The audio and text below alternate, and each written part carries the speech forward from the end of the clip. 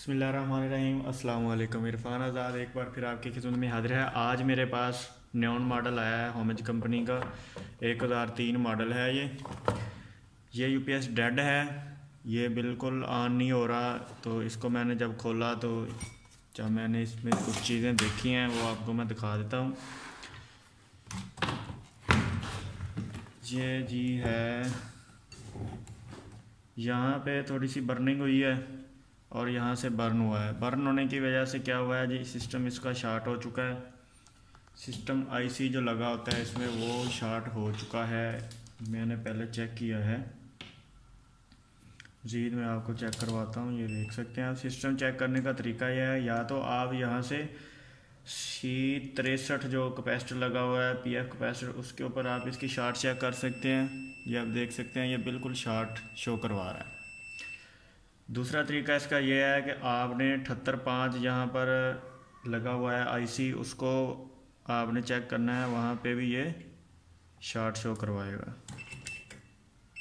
ये देख सकते हैं आप, 785 की जगह पे भी शार्ट शो हो रहा है और यहाँ पे भी शार्ट शो हो रहा है। सबसे पहले हम क्या करेंगे कि इसकी ये जो एसएमडीज हैं ये भी चेक कर लेंगे एक दफ़ा। एक तो बर्न हुई है,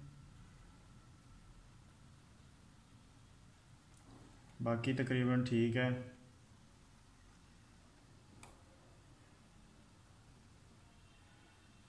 सबसे पहले जो बर्न हुई है एसएमडी उसको हम चेंज कर देंगे। और यहाँ से ऊपर से थोड़ी सी बर्निंग हुई है, लेकिन यहाँ पे कोई चीज़ ख़राब नहीं हुई, इसीलिए यहाँ से सिर्फ़ और सिर्फ इसको रीसोल्ड कर देंगे। ये वाली एसएमडी जो है इसको हम रिप्लेस कर देंगे। उसके बाद जो है सिस्टम आईसी को भी रिप्लेस करेंगे।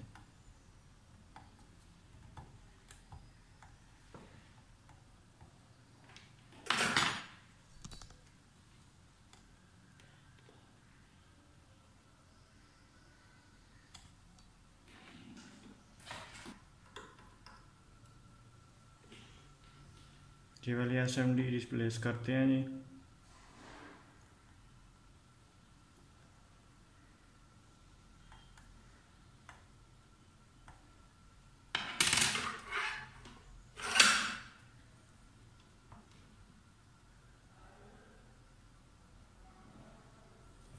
ये यहाँ पे 2K लगी होती हैं, ये 2 लगी होती हैं। ऊपर वाली ठीक है, नीचे वाली भी ठीक है। अब हम क्या करते हैं जी, इसका आईसी जो है वो बाहर निकाल लेते हैं। सिस्टम आईसी को नहायत ही एहतियात से निकालना पड़ता है। अगर एक भी प्रिंट यहाँ से ब्रेक हो गया तो आपका जो है पूरा बोर्ड ख़त्म हो सकता है, क्योंकि सिस्टम आईसी के बगैर जो है बोर्ड नहीं चलेगा। एक दफ़ा इसको रीसोल्ड कर देंगे, उससे ये होगा कि ये निकालना आसान हो जाएगा। अब हम इसका जो आईसी है वो बाहर निकाल लेते हैं।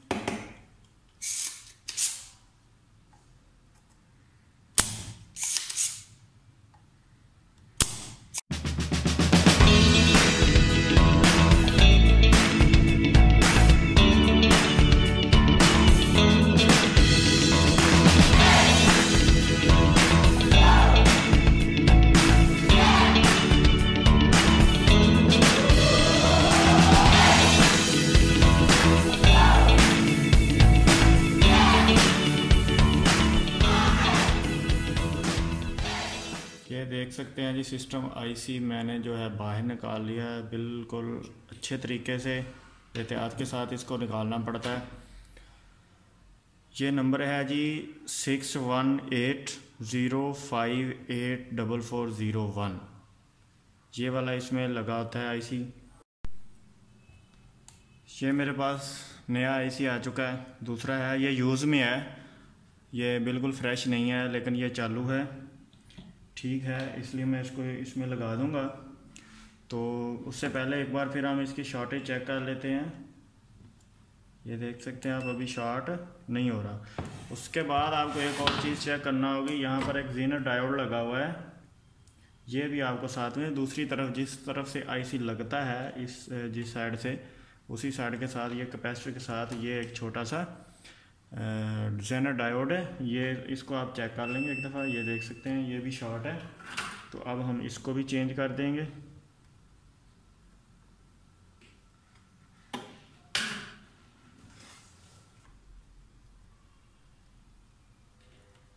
अगर आप इसको उल्टा लगाएंगे तो ये दोबारा से शॉर्ट हो जाएगा।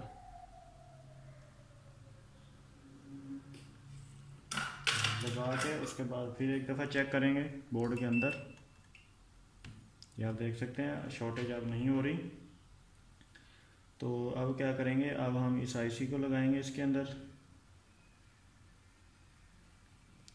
ये जी हमारे पास सिस्टम आईसी दूसरे वाला, इसको अब हम इसके अंदर लगा देंगे। उसके बाद करंट देकर देखते हैं जी। इसको भी लगाते वक्त थोड़ा सा एहतियात के साथ लगाना पड़ता है। थोड़ी सी भी गलती हो गई तो आपका कोई ना कोई प्रिंट जो है वो ब्रेक हो सकता है।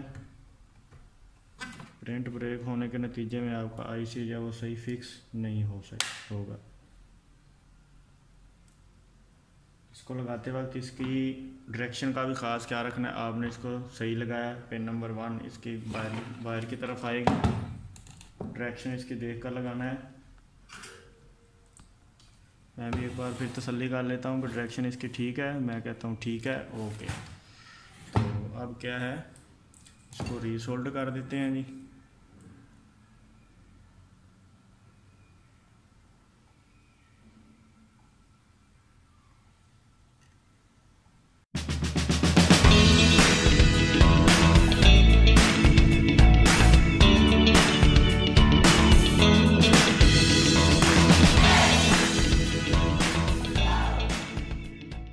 सिस्टम आईसी ये आपको नज़र आ रहा होगा, सिस्टम आईसी लग चुका है।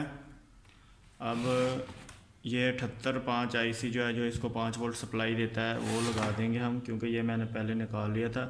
बाद दफ़ा ऐसा होता है कि जब ये शॉर्ट हो जाए तो फिर भी यहाँ से यूनिट ऑन नहीं होगा, आपको ऐसा लगेगा कि जैसे सिस्टम शॉर्ट है। इसलिए सिस्टम चेक करने का तरीका ये होता है कि पहले आप 7005 को निकाल लें बाहर निकाल के जब आप चेक करेंगे अगर फिर भी शॉर्ट हो रहा है तो इसका मतलब है कि आपका सिस्टम आईसी ख़राब है।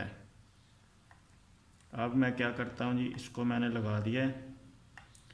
अब हम इसको सप्लाई देकर देखेंगे, इसमें अगर कोई और फॉल्ट हुआ तो पता चल जाएगा, हमें एरर देगा। क्योंकि मेन चीज़ थी इसके सिस्टम आईसी का मसला, वो हमने हल कर दिया। अब देखते हैं जी इसको ऑन करके।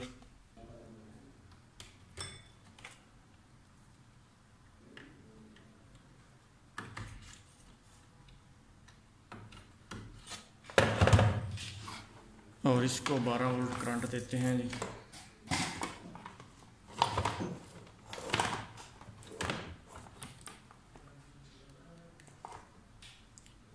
अब हम इसको ऑन करके देखते हैं ऑन होता है या नहीं। ये देखिए यूपीएस ऑन हो चुका है, आउटपुट वोल्टेज आ चुके हैं इसके ऊपर।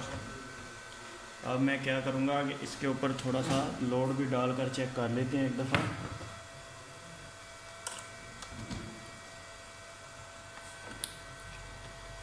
ये देखें अभी इसके ऊपर लोड डाल दिया गया है।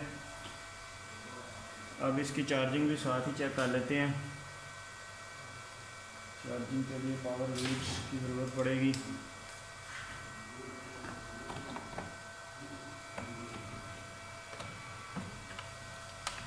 पहले सीरीज़ में लगाता हूँ हमेशा मैं, क्योंकि अगर कोई मसला होगा तो हमें पता चल जाएगा। क्योंकि बाद दफ़ा होता है कि चार्जिंग शॉर्ट होती है, यूनिट जो है बाद दफ़ा एरर नहीं भी देता किसी चीज़ की शॉर्टेज का। तो मेरे ख्याल में इसका जो फ्यूज़ है वो भी ख़राब है। तो अब क्या करते हैं, इसका फ्यूज़ चेंज करते हैं। जैसा कि आपने वीडियो में देखा है कि मैंने यूपीएस को जो है चार्जिंग पे लगाया था, लेकिन वो चार्जिंग पे नहीं गया था। तो मैंने उसका फ्यूज़ चेक किया, लेकिन उसका फ्यूज़ भी ठीक था। उसमें फ़ॉल्ट दरअसल ये था कि वो ऑफ हालत में तो चार्जिंग पे जाता था, लेकिन ऑन हालत में जब उसको ऑन कर देते थे तो वो चार्जिंग पे नहीं जा रहा था। तो उसमें क्या मसला आ रहा था, जब ये फॉल्ट होता है, क्योंकि अभी पे मेरे पास वो यूनिट नहीं है, वो यूनिट कस्टमर ले गया है, क्योंकि 3-4 दिन हो गए ना कस्टमर को दिए हुए, तो जिसकी वजह से उसकी मुकम्मल मैं वीडियो नहीं बना सका।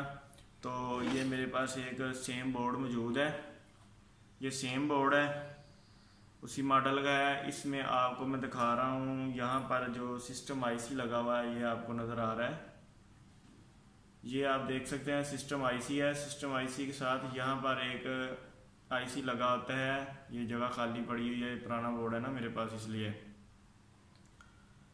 तो यहाँ पर एक 10358 आईसी लगा होता है और उसके साथ एक एसएमडी लगी होती है 88D, एक 39C के कोड से लगी होती है।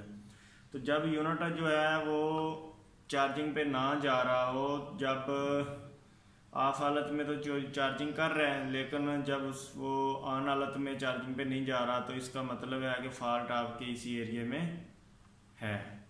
इसके अलावा और कहीं फॉल्ट नहीं होता, ये फॉल्ट हमेशा आप जहन में रख लें कि इसके अलावा कहीं फॉल्ट नहीं होगा, यहीं पर ही फॉल्ट होगा, इसी एरिया में फॉल्ट होगा। इस साइड पे हो जाए या फिर इसकी उल्टी साइड पे, जैसा कि आप देख रहे हैं कि यहाँ पर लगी होती हैं एसएमडी कुछ, ठीक है, यहाँ पर फॉल्ट हो सकता है, या फिर इस साइड पे जो चीज़ एसएमडी लगी हुई है या आईसी लगा हुआ है, एसएमडी लगी हुई है 3-4 किस्म की यहाँ पर एसएमडी होती हैं, इनमें से कोई चीज़ ख़राब होती है। अब मसला ये था उस यूपीएस में, उसमें फ़ॉल्ट ये था, मैंने आईसी चेंज किया, एसएमडीज चेंज की, दूसरी साइड वाली भी एसएमडी मैंने चेंज कर दी, लेकिन उसका फॉल्ट नहीं निकला था, वो हल नहीं हुआ, वो वैसे का वैसे ही कर रहा था। तो मैंने उसको रख दिया था उस दिन, तो मैंने उसको छोड़ दिया क्योंकि मेरे पास और भी काम काफ़ी पड़ा हुआ था। उस दिन मैंने पूरा दिन उसके ऊपर लगाया, लेकिन वो यूनिट नहीं ऑन हुआ। ये आईसी मैंने 3 बार चेंज किया, नया लगाया, मैंने कहा हो सकता है कि ये लगाते वक्त हीट हो गया हो, जिसकी वजह से ये वर्क नहीं कर रहा। तो उस दिन तो मैंने उसको रख दिया, लेकिन उसके बाद अगले दिन मेरे पास एक और इसी मॉडल में सेम मॉडल नहीं था, वो एक एक्सियम का मॉडल था मेरे पास, एक्सियम का मॉडल आया था, उसमें सेम फॉल्ट था, उसमें यही फॉल्ट था कि वो चार्जिंग पे नहीं जा रहा था। अब मैंने क्या किया, मैंने उसका फिर से यही वाला आईसी चेंज किया 10358। आईसी चेंज करने के बाद उसको मैंने चेक किया, वो फिर ऑन नहीं हुआ। तो फिर मेरे ख्याल में आया कि ये कोई और मसला है, इसमें यूपीएस में मसला नहीं है। तो मैंने क्या किया, मैंने एक अपने दोस्त को कॉल की, उनसे मैंने पूछा कि भाई ये मसला आ रहा है, इसका क्या हाल है। तो उसने मुझे कहा था कि आप ऐसा करें, आप जो 10358 आईसी लगा रहे हैं वो नया ना लगाएं, वो किसी बोर्ड से निकाल कर लगाएं। तो मैंने इसी बोर्ड से निकाला था वो आईसी, यहीं से निकाला था। आईसी निकाल के जब मैंने उस यूनिट में लगाया तो यूनिट ठीक हो गया, उसका फॉल्ट क्लियर हो गया था। तो मैंने उसी वक्त उस यूनिट को छोड़ा जब मेरे पास ये वाला यूनिट है जिसकी मैंने वीडियो बनाई हुई है, ये यूनिट मेरे पास पड़ा था, क्योंकि 3 दिन हो गए थे इसको मेरे पास पड़े हुए। तो मैंने फौरी तौर पर इसको उठाया और यहाँ से इसका दूसरा आईसी निकाला। यहाँ पे एक और आईसी लगा होता है, यहाँ पे 2 10358 लगे होते हैं, एक यहाँ पर लगा होता है, एक यहाँ पर लगा होता है। तो मैंने ये दूसरा भी निकाल लिया। दूसरा निकालने के बाद उसको मैंने उस यूनिट में लगाया, इसी वाले यूनिट में, तो यूनिट ऑन हो गया। मिसाल के तौर पर यूनिट का फॉल्ट चला गया। तो फॉल्ट क्या था, बेसिकली मसला ये था कि ये जो मेरे पास नए आईसी आए थे ना, वो ख़राब निकले हैं। मेरे पास जितने भी आईसी आए थे नए वाले एसएमडी में, वो ख़राब थे, जिसकी वजह से फॉल्ट क्लियर नहीं हो रहा था। तो मैंने सोचा आप दोस्तों से भी इसी बात को डिस्कस कर लिया जाए, क्योंकि बाद दफ़ा होता है कि आप फॉल्ट को, आप चीज़ें तो नहीं लगा रहे होते हैं, लेकिन फॉल्ट अगर उसी एरिया का है तो उसी एरिया में से ही निकलेगा। तो आप पार्ट्स को चेंज करके भी उसमें देख सकते हैं कि हो सकता है आपके पार्ट्स ही नए जो है वो ख़राब आ रहे हों। बाद दफ़ा होता है पीएफ जो आते हैं 103 पीएफ या 104 पीएफ, ये भी बाद दफ़ा होता है कि नए ख़राब निकल आते हैं। तो यही मसला था, मैंने कहा आप दोस्तों के साथ भी शेयर कर लूँ। तो अगर आपको ये वीडियो अच्छी लगी है तो इस वीडियो को लाइक करें, शेयर करें और कमेंट सेक्शन में ज़रूर बताना है कि आपको कौन सा मसला आ रहा है। और अगर आप मुझसे कोई हेल्प चाहते हैं तो आप कमेंट्स में मुझसे नंबर रिक्वेस्ट करें, नंबर का कहें, मैं नंबर लिखूंगा, क्योंकि ऐसे मैं नंबर नहीं दे सकता, क्योंकि ऐसे भी जिन लोगों को काम नहीं भी होता वो भी फ़ोन करना शुरू कर देते हैं। तो इसीलिए आप कमेंट्स में जाएंगे, कमेंट्स में वही जाएगा जिसको ज़रूरत होगी। तो कमेंट्स में वो जब अपना नंबर लिए अपना रिक्वेस्ट करेगा कि मुझे नंबर चाहिए आपका, तो मैं उसको नंबर दूंगा। तो या फिर मेरी पिछली जो वीडियोस हैं उनके किसी ना किसी कमेंट में आप देख सकते हैं, अक्सर दोस्त मुझसे नंबर जो मांगते हैं मैं नंबर देता हूं, वहां से भी आप नंबर लेकर कॉल कर सकते हैं। लेकिन वहां तक तो पहुंचेगा, जाहिर सी बात है वही पहुंचेंगे जिनको मेरी ज़रूरत है या जिनको मसला है, कोई फॉल्ट आ रहा है। तो चैनल को सब्सक्राइब भी कर दें, साथ मौजूद बेल आइकन को दबा लें, क्योंकि उससे ये होगा कि जैसे ही मैं नई वीडियो अपलोड करूँगा तो सबसे पहले आप तक वो वीडियो पहुँच जाएगी। तो इसी के साथ ही अगली वीडियो तक इजाज़त दीजिए। अल्लाह हाफिज़।